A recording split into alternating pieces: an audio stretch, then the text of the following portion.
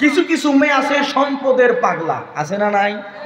ছেলের যদি পাক খান্না থাকে কোনো সমস্যা নাই, চোখ যদি না থাকে কোনো সমস্যা নাই, যদি ছেলে লন্ডন প্রবাসী হয়। কিছুদিন আগে ফেসবুকে দেখলাম ইয়া বড় একটা বট গাছের মতো চিকনা, মহিষের মতো ফর্সা, ইউক্যালিপটাস গাছের মতো লম্বা এক ছেলে বিয়ে করছে এক সুন্দরী একবার পরীকে। দুষ্ট ছেলেগুলো আবার কমেন্টস করছে নিচে, হালকা সেতুর উপর দিয়ে ভারী যানবাহন চলা নিষিদ্ধ। আর একজনে করছে যে স্বামীর মতো স্বামী একটাই যথেষ্ট। কিছু কিছু আছে সম্পদের পাগলা। আমাদের উত্তর অঞ্চলের ঠাকুরগা হায়রে মোস্তাগার তিশা ফেসবুক গরম করে দিল কিছুদিন আগে। তো কিছু কিছু মেয়ে আছে সম্পদের পাগলা। উম্মে জামিলা যখনই হার ভাসাইছে 3 কোটি টাকা দামের হার, যে আমার ছেলের বউ হবে তাকে একজনকে 1 কোটি টাকা দামের স্বর্ণের হার বাজেট দিয়ে দেব।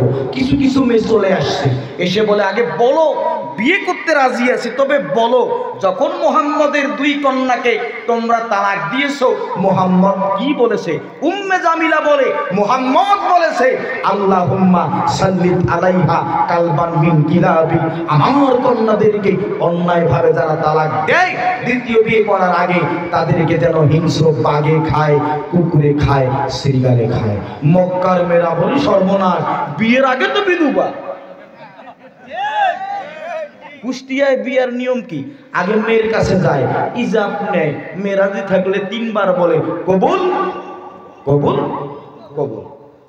এরপরে ছেলের কাছে আসে, মক্কার মেয়েরা বলে আমরা তো কবুল বললাম, বিয়ে আমাদের হয়ে গেল, ছেলে কবুল বলার আগেই আমরা বিধবা হয়ে যাব। বলেছে মুহাম্মদ সাল্লাল্লাহু আলাইহি ওয়াসাল্লাম, তিনি এমন নেতা যা বলেন তাই হয়। মক্কার মেয়েরা আবু লাহাবের 2 পুত্রকে বিয়ে করতে রাজি হল না।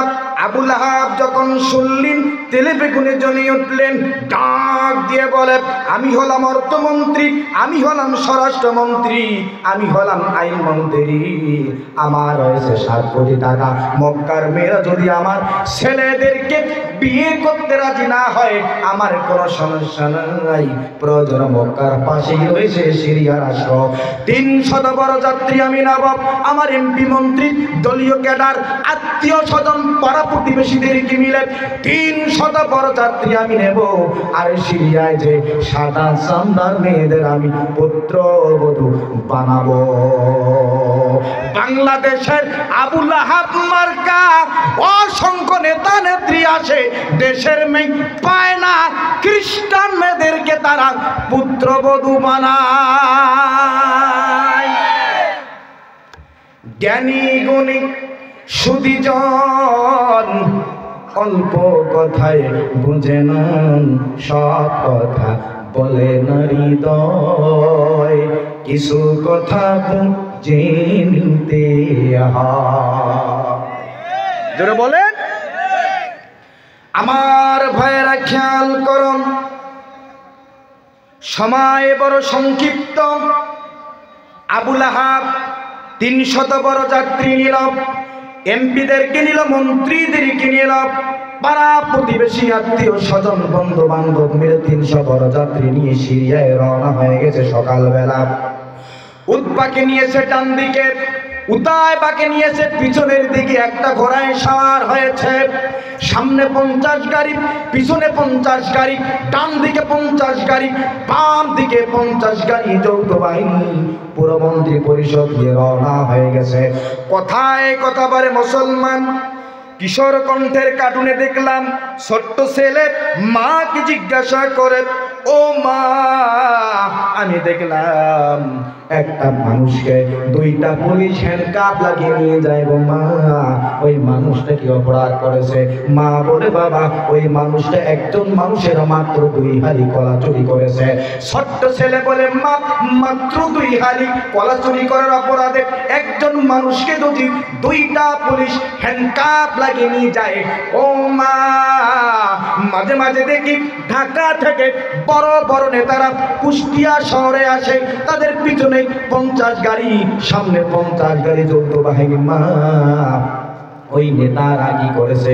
মা বলে, বাবা তুমি জানো না, বিগত 16 বছর ওই নেতারা বাংলাদেশের 18 কোটি মানুষের দিনের ভোট রাতেই ডাকাতি করে নিয়েছে। আমার ভাইয়েরা একটু খেয়াল করুন, আবু লাহাব রওনা হয়ে গেছে, উতবাকে নিয়েছে সামনের দিকে, উতাইবাকে নিয়েছে পিছনের দিকে, রওনা হয়ে গেছে সকালবেলা সিরিয়ার উদ্দেশ্যে। সন্ধ্যা হয়ে গেল, সিরিয়ায় পৌঁছে গেল, তাবু খাটানো হলো। ডাক দিয়ে বলে, ও উম্মে জামিলা, আজকে রাতের ভিতরেই আমার 2 ছেলেকে বিয়ে দিতে হবে। যাও যাও যাও, তুমি সিরিয়ার উত্তর দিকে যাও। ও ছোট্ট ছেলে মাতোয়া, তুমি সিরিয়ার দক্ষিণ দিকে যাও, 2টা মেয়ে খুঁজে নিয়ে আসো, আমার 2 ছেলেকে বিয়ে দিতে হবে, নয় তোমার বিপদ কাটবে না। এমন সময় সিরিয়ার একজন ঘোষণাকারী ঘোষণা করে দিল, ও সিরিয়াবাসীরা, আজকে এমন একটি রাত, যে রাত প্রতি 5 বছর পর পর আসে। এই রাতে সিরিয়ার বন থেকে, জঙ্গল থেকে বাঘ বের হয়, হিংস্র কুকুর বের হয়, শ্রীকাল বের হয়। সুতরাং তোমরা কেউ বাড়ির বাইরে যাইও না, যেখানে বাঘের ভয় সেখানেই সন্ধ্যা হয়। আবু লাহাব বলে, এই যৌথ বাহিনী, rifle ready, revolver ready, bullet ready, বোমা রেডি, কামান রেডি, মেশিন গান রেডি। বাঘ আল্লাহর সৈন্য, হিংস্র কুকুর আল্লাহর সৈন্য, শ্রীগাল আল্লাহর সৈন্য। এই সৈন্যদেরকে দেখা মাত্র গুলি, দেখা মাত্র গুলি, দেখা মাত্র গুলি।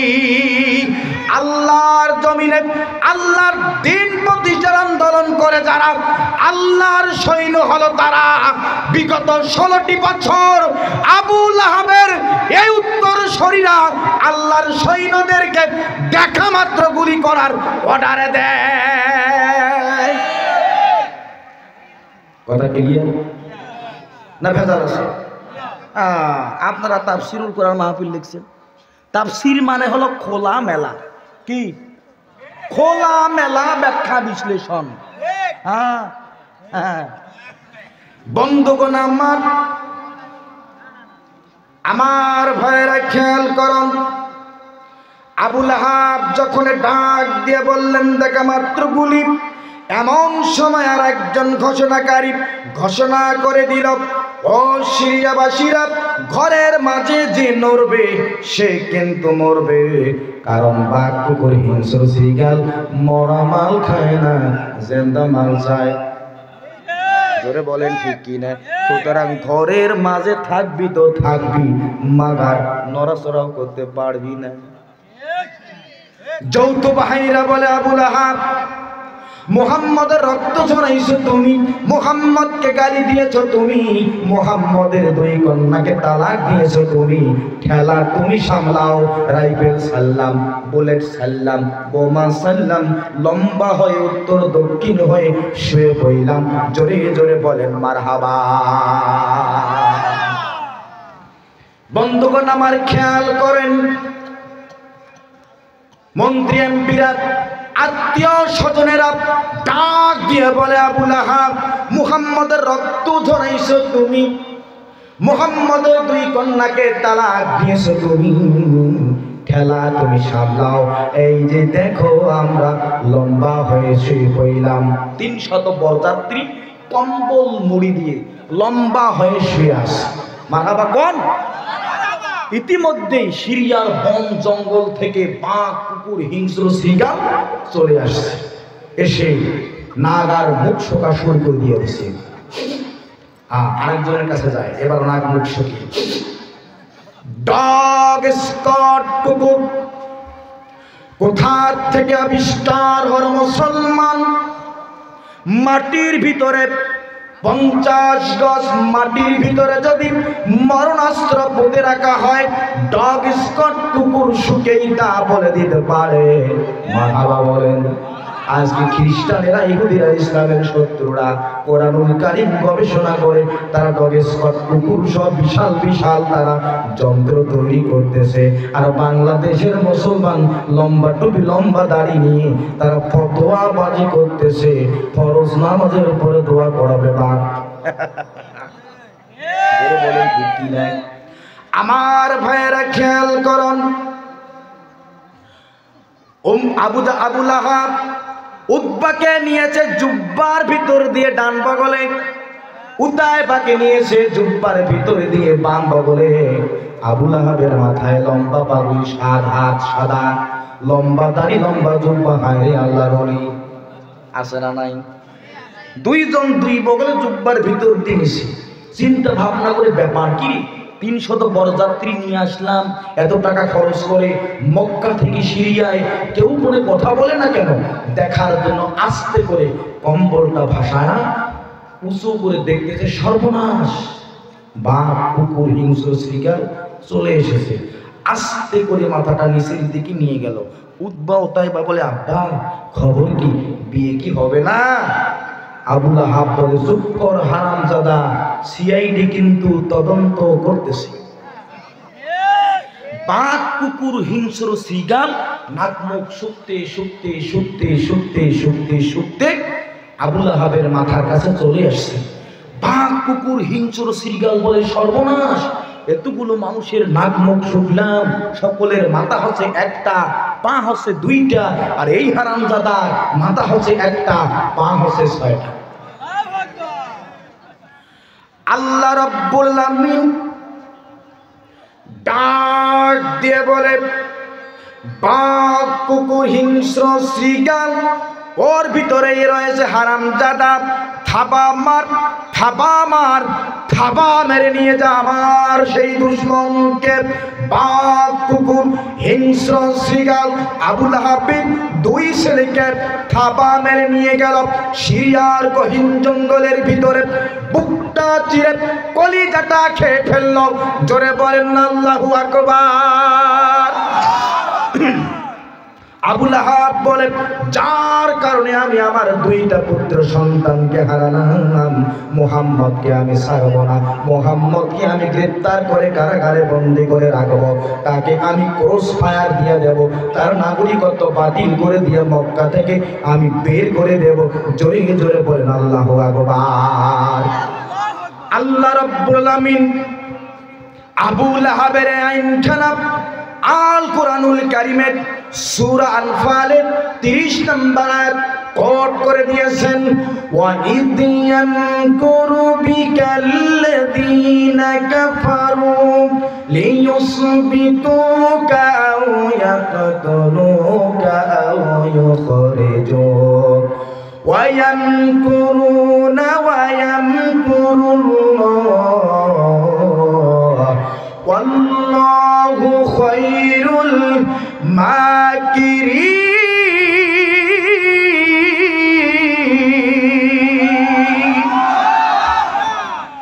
আবু লাহাব যখন বিশ্বনবীর বন্দির বিলে সই করলেন, হত্যার বিলে সই করলেন, বাড়ি থেকে বের করার বিলে যখন সই করলেন, আল্লাহ রাব্বুল আলামিন বরদাস্ত করতে পারলেন না, সঙ্গে সঙ্গে নাজিল করে দিলেন, তাব্বাত ইয়াদা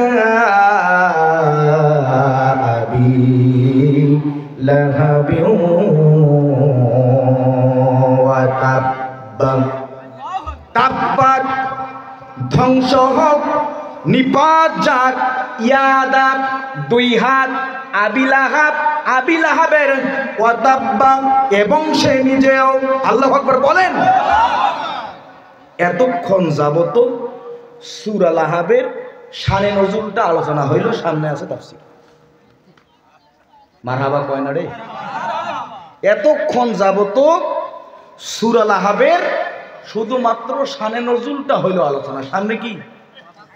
যত ভিতরে যাবেন তত মজা পাবেন, এর নাম হচ্ছে কোরআন। মারহাবা কোন? যখন আয়াত নাজিল হয়ে গেল তাব্বাত ধ্বংস হোক, সই করার সঙ্গে আয়াত হয়ে গেল নাজিল।